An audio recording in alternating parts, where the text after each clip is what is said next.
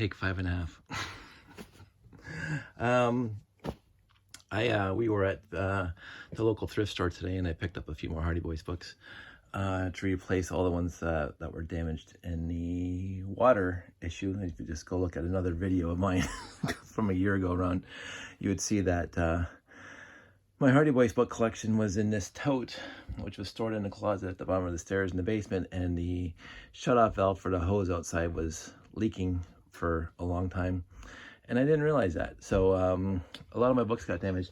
So I thought, I got them all dried out at the time, but what happened now is I pulled them all out, and I decided to show you what I'm talking about, the water damage. So here's this.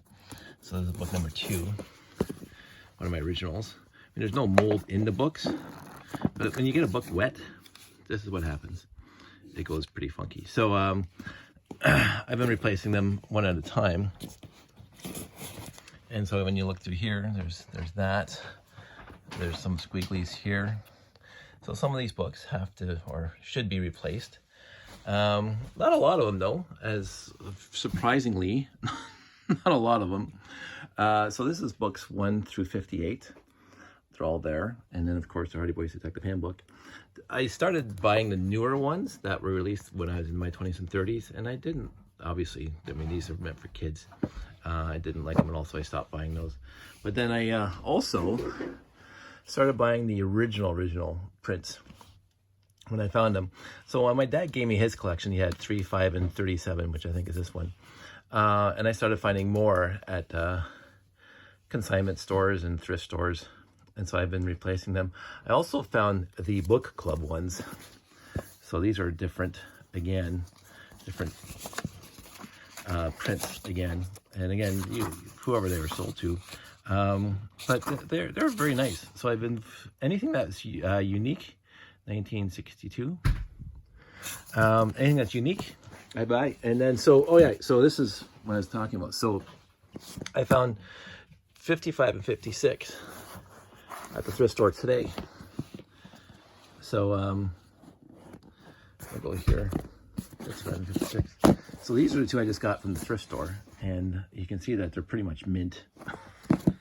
I guess they were for this. There's a name and happy birthday, 1977. They were for somebody, and these are my originals. You can see my name up there. And you can see that, a lot of water damage. See, that's what happens. So I'm replacing these ones with these 2. I'll just take either of these back to the thrift shop or just recycle them because they're pretty beat up, although not as beat up as the other ones. But these are the 2 I found to replace today. So that's what I'm doing, one book at a time when I find it. Again, it's more fun than just finding and looking around thrift stores. I'm going to make a list of all the ones that I can see the damage on here. So I'm just not just randomly picking books that I've actually, some of mine are good. Like, I'm going to pick 52. I will say all this damage on this book was done well before the water got it. I've read this book dozens of times. This is my favorite out of all the entire series. It's been 30 years since I read it, 30 plus years. But I remember reading this thing a lot, over and over again. I thought the story was fantastic, and I might just revisit it someday. But again, there's water damage in the top. So I'll put that on the list to replace.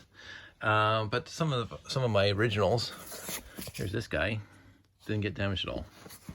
So it's just a little tiny bit of water damage. I'm not going to worry about that. Still 100%. The pages aren't wrecked.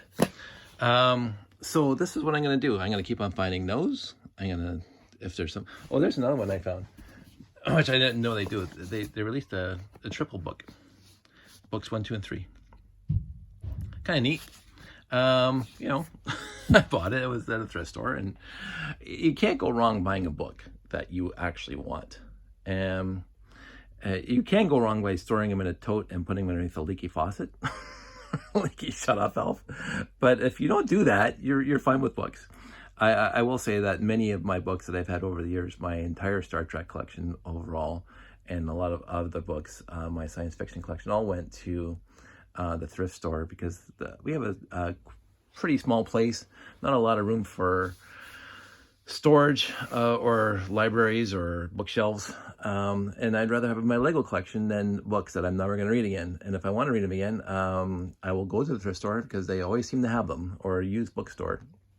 I wanted to read David Eddings' The Bulgarian and the Mallorean series again, and I had all those. I purchased them originally back in the day, but I donated them all into the.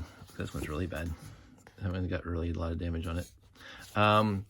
So I went to the thrift store and they had all 10. I bought them for like $1.50 a piece, and I brought them home and I read them and I took them back. It's not a library, but I paid $7 and read them all again, which is fine. So there you go. That's about it. So I think I've wasted 5 minutes talking about Hardy Boys books. And I'm going to put these back in the tote, put them on a shelf, and put them away. Talk to you guys soon.